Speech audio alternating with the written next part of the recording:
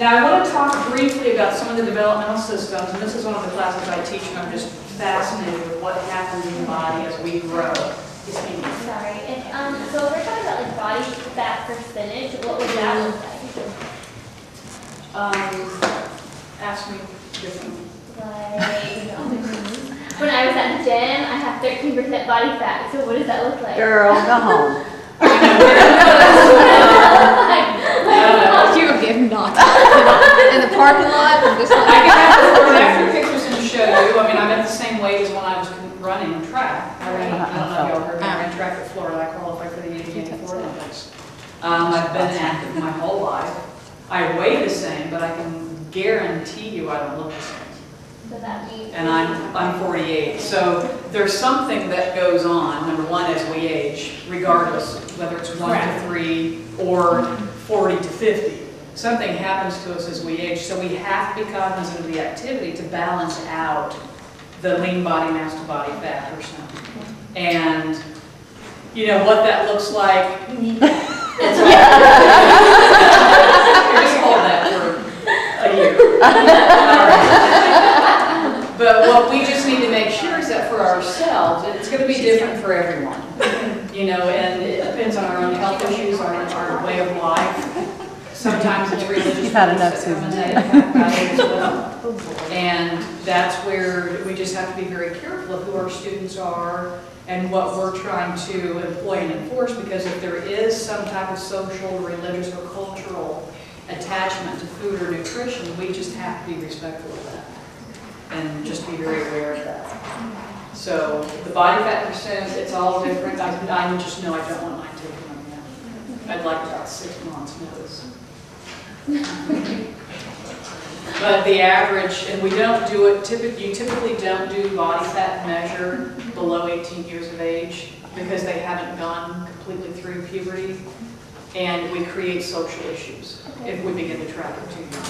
It's not, I currently teach in pre-K, and they just did and sent home BMIs on our BMI, yes. And so that's different from what you're talking about. Yes, we're talking about the exact percentage of body fat versus muscle and all other tissues. The BMI is a height weight indicator.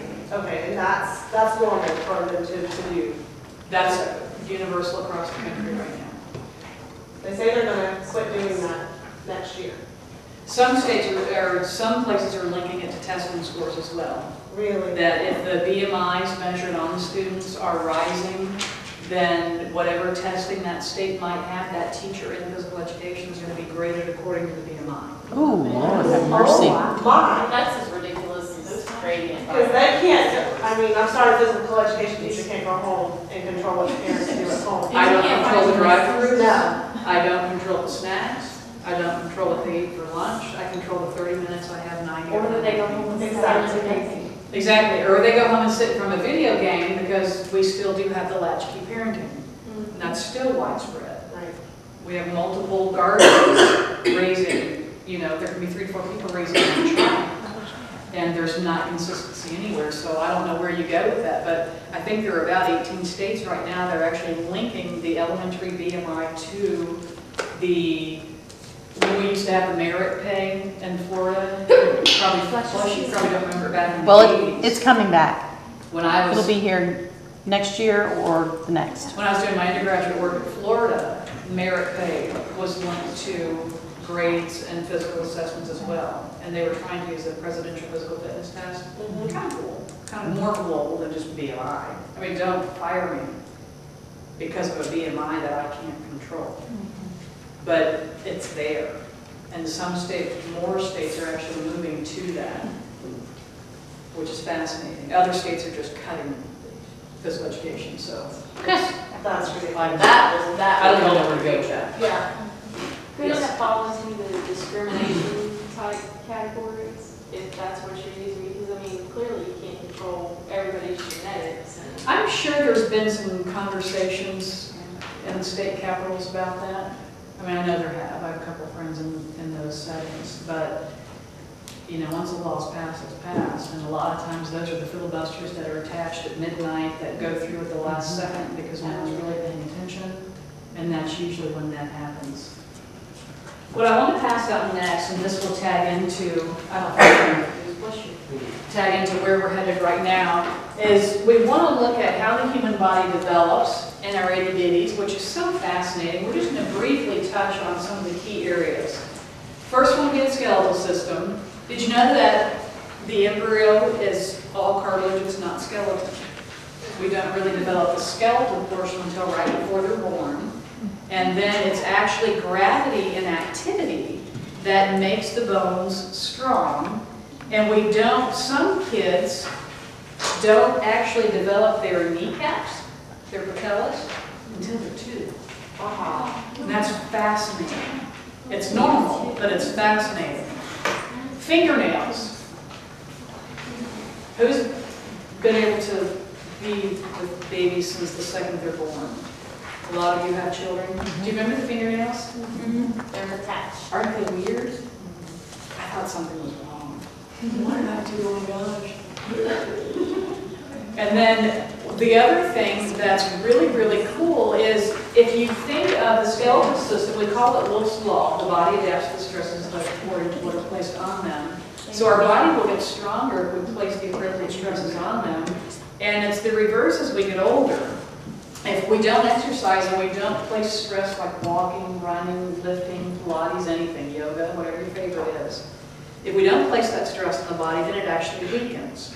So we have this vicious cycle that goes on. And what we know is that the female skeleton will begin to mature about the age of 12 to 14. The male skeleton will begin to begin between 18 and 21. And for our itty bitties, it means they're just so resilient. We have to be careful, they have to be careful, and we've all witnessed so many falls, or someone reaching, someone's falling and grabbing the arm of and comes back, no one's hurt, nothing's misplaced, nothing's broken, we don't need surgery, we don't understand why. Well, they're rubber for such a long time, and it's really cool to watch the research and watch the actual skeletal system develop. And it really doesn't get really hard, really mature to not worry until they're about 2 or 3, which is wild. Yes. Yesterday, I went to ER and a patient came in with an 8-week-old baby. The baby's right femur is broken in half. But mom cannot explain how. All she said was, if the baby's 8 weeks old, isn't his bones tough enough? And I'm like, really? We see that police paper. Exactly. 911. She's like, I don't know why he's crying. He's hurting. So she's like, I don't know what happened. So it was like intentionally done because it was like broken. They are so pliable and malleable, as a lot of us know. In order for that to have happened, there had to have been an amazing amount of force. That I'm not trying to pass judgment, but I don't understand how that could have been an accident at 6 months. No, 8 weeks. Even worse. Moving on, I don't like those conversations. Oh, I don't. No. The muscular system, okay? Skeletal is all our bones. We have 206 bones in the body, by the way, just a random trivial fact. I'm great at parties. The muscular system, when we're in utero, the muscular system grows.